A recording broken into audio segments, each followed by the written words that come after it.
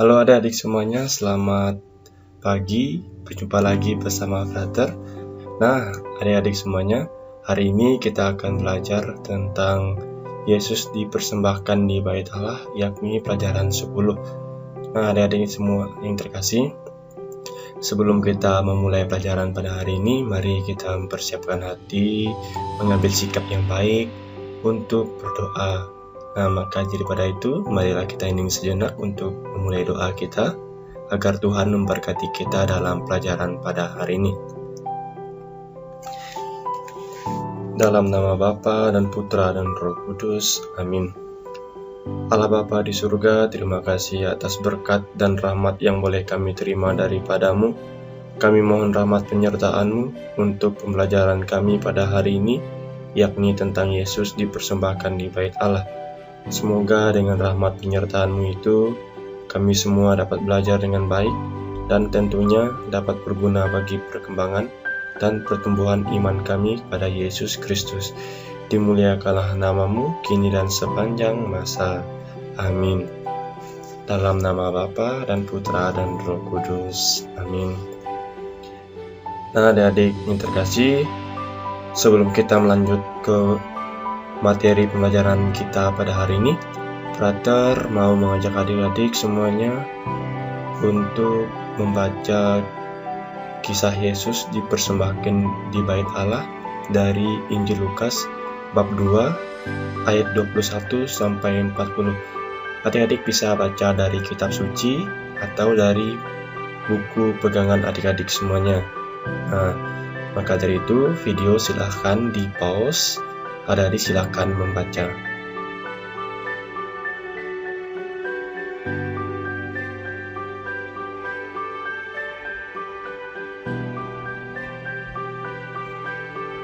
Nah, menarik bukan setelah membaca kisah Yesus dipersembahkan di Bait Allah? Nah, dari cerita atau dari kisah itu yang sudah kita baca, kita mengetahui bahwa Bunda Maria dan Bapak Yusuf mempersembahkan Yesus kepada Tuhan di Bait Allah. Lah, mengapa mereka melakukan itu? Alasannya karena mereka adalah orang Yahudi yang taat pada hukum Taurat. Nah, adik-adik semuanya, sesuai dengan kebiasaan orang Yahudi, maka tidak heran bahwa mereka akan mempersembahkan Yesus di Bait Allah, karena Yesus itu sendiri adalah orang Yahudi.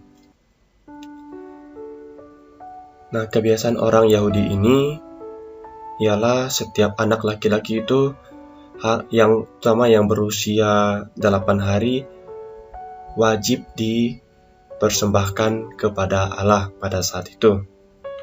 Nah, adik-adik bisa melihat gambar yang ada di slide, di mana Bunda Maria dan Bapak Yosef mempersembahkan Yesus kepada Simeon dan Hana di Bait Allah. Nah, adik-adik yang terkasih, ketika mereka mempersembahkan Yesus di Bait Allah, mereka tidak hanya membawa Tuhan Yesus saja, akan tetapi mereka juga membawa burung merpati. Nah, adik-adik bisa melihat gambar ini.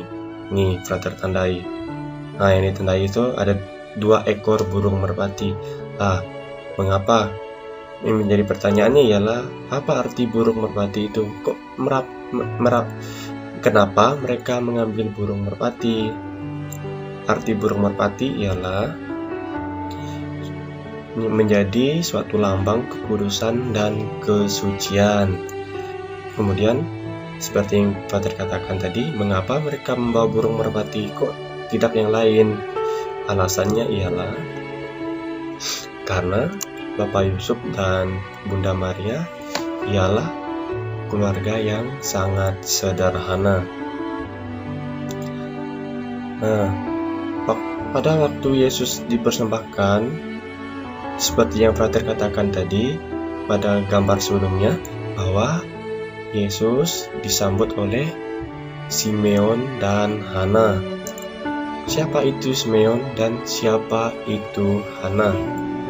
Nah, ini gambar Simeon. Simeon adalah orang yang jujur, taat, dan rajin berdoa kepada Tuhan.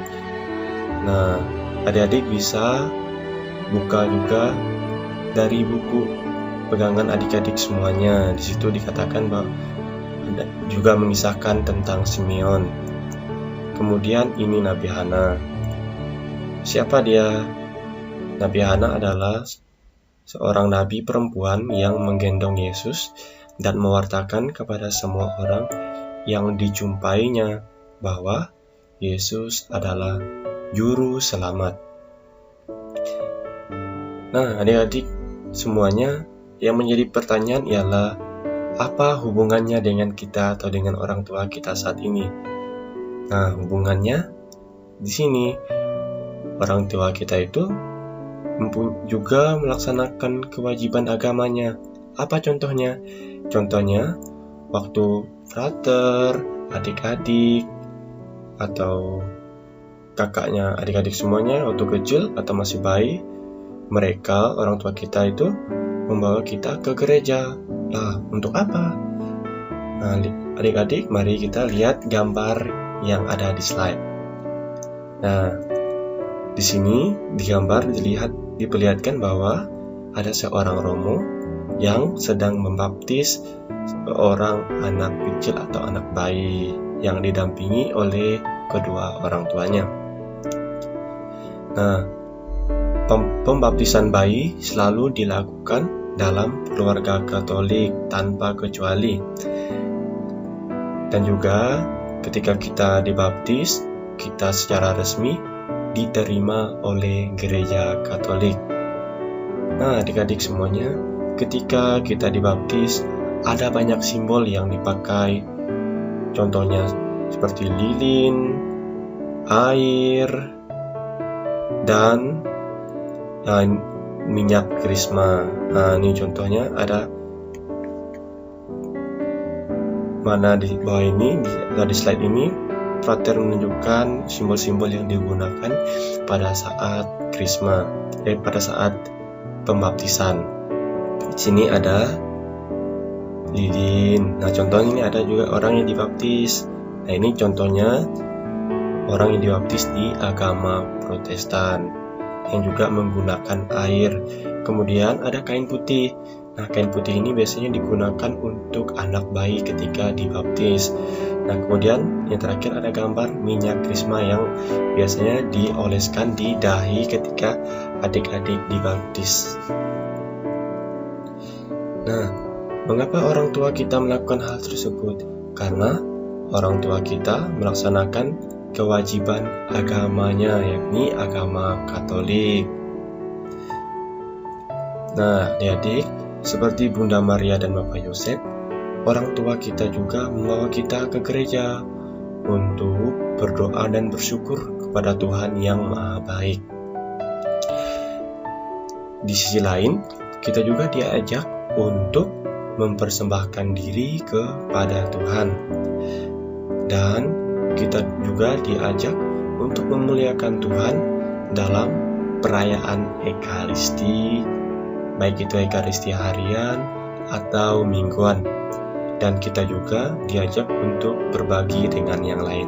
Nah, adik-adik bisa melihat gambar yang telah tercantumkan di slide, di mana di situ ada seorang yang merayakan perayaan Ekaristi.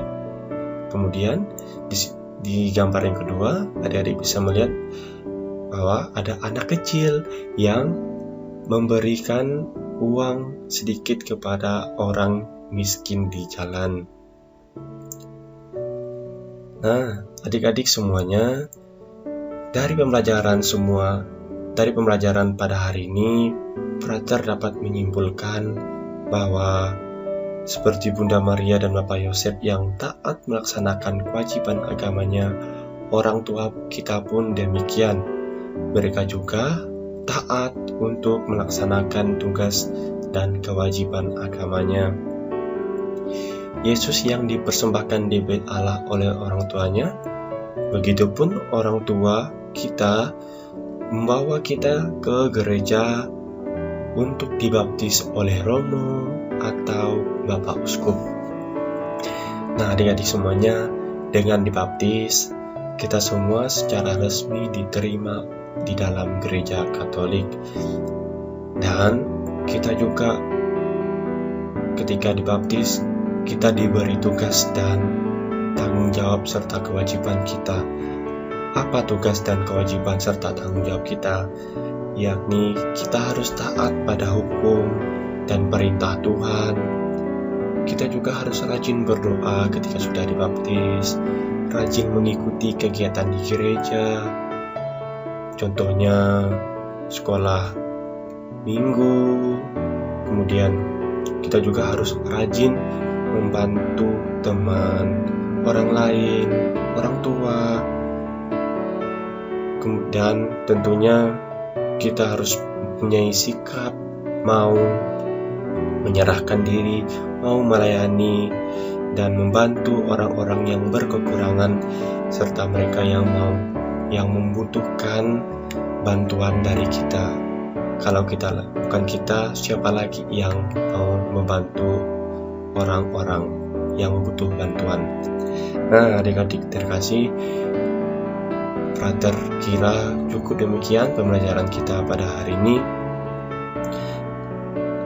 Frater berharap adik-adik semuanya tetap sehat, tetap semangat, dan jangan lupa rajin berdoa dan rajin belajar, karena sebentar lagi kita akan penilaian akhir semester. Maka dari itu, Frater berharap adik-adik semuanya belajar kembali dari bab pertama sampai akhir dari pembelajaran kita di semester ini nanti. Nah, adik-adik semuanya, mari kita menutup pembelajaran kita pada hari ini dengan doa. Nanti doanya kita doakan bersama-sama. Maka dari itu, mari kita menyiapkan hati dan budi kita. Kita mengambil sikap untuk berdoa dengan baik. Dalam nama Bapa dan Putra dan Roh Kudus. Amin. Tuhan Yesus, terima kasih atas penyertaan-Mu kepada kami dalam pelajaran kali ini.